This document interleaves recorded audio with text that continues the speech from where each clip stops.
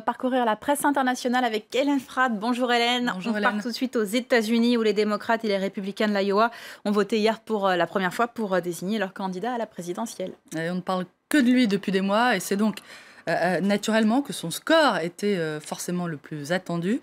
Donald Trump n'a finalement pas transformé l'essai hier. Il n'est pas parvenu à convertir sa popularité dans les sondages en vote suffisamment sonnant et trébuchant, puisque c'est son rival, le très pieux Ted Cruz, qui est arrivé en tête chez les Républicains avec 28% des voix. Trump est a priori deuxième avec 24%, suivi de très près par Marco Rubio, 23%. Morale de l'histoire, selon The Daily Beast, Trump le haineux est devenu Trump le perdant, je cite. Le site américain se fait une joie de rappeler que le milliardaire avait déclaré un jour, en citant le joueur de golf Walter Hagen, « Personne ne se souvient de celui qui arrive deuxième ». Trump survivra-t-il à cette épithète qu'il emploie si souvent, perdant? Ironise donc The Daily Beast.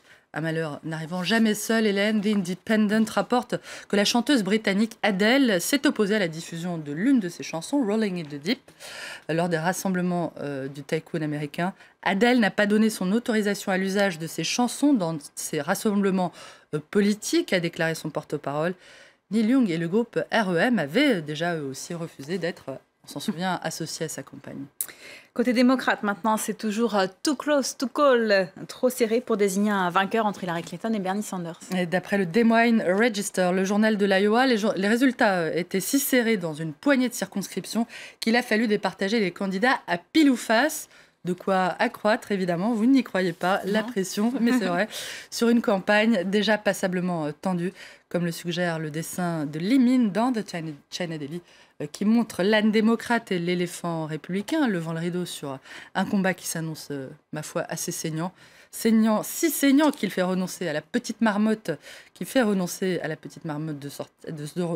elle renonce à sortir de son trou, bref, j'en perds mon latin. Allusion au jour de la marmotte, qui est une tradition aux États-Unis et qui tombe aujourd'hui, jour de la Chandeleur. Groundhog Day, c'est ça? C'est ça, Groundhog Day, comme le Un jour sans fin. Allusion donc à cette petite marmotte. Elle est sortie, elle a regardé le paysage politique et elle a dit qu'elle reviendrait le 9 novembre, le jour où le président ou la future présidente américaine sera officiellement désignée. Tout autre chose maintenant, les plans de la France pour une offensive contre l'organisation de l'État islamique en Libye. Réunis aujourd'hui à Rome, les pays occidentaux planchent sur les scénarios d'une intervention militaire, d'après le Figaro, qui rappelle que celle-ci reste conditionnée à la mise sur pied d'un gouvernement d'union nationale. L'OTAN n'interviendra pas sans un accord politique national en Libye, confirme Le Monde, qui raconte qu'à Misrata, les milices se préparent à intervenir contre le groupe djihadiste dont la place forte est la ville de Sirte, à 225 km à l'est. La communauté internationale va nous aider. Les connexions sont déjà établies, assurent les futurs combattants.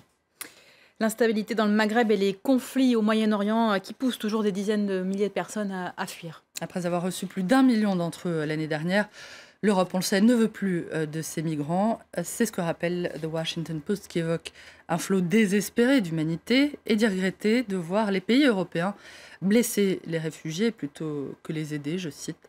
Le journal dénonce notamment, on en a beaucoup parlé, le vote la semaine dernière au Danemark d'une loi autorisant la confiscation des biens de valeur des réfugiés.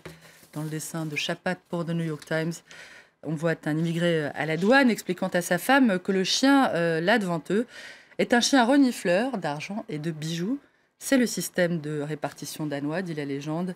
Ici, il n'y a pas de place pour les arnaqueurs, les parasites, je cite. Dans plusieurs petites villes de Finlande, rapporte cette fois Libération, des habitants se sont même constitués en milice pour lutter contre l'arrivée de nouveaux immigrés et leur supposée délinquance. Baptisé Soldiers of Odin, les soldats d'Odin, ce groupe d'autodéfense a été créé en octobre dernier dans la commune de Kemi, c'est à la frontière avec la Suède. C'est par là que sont arrivés des centaines de demandeurs d'asile cet automne, principalement irakiens, raconte Libération.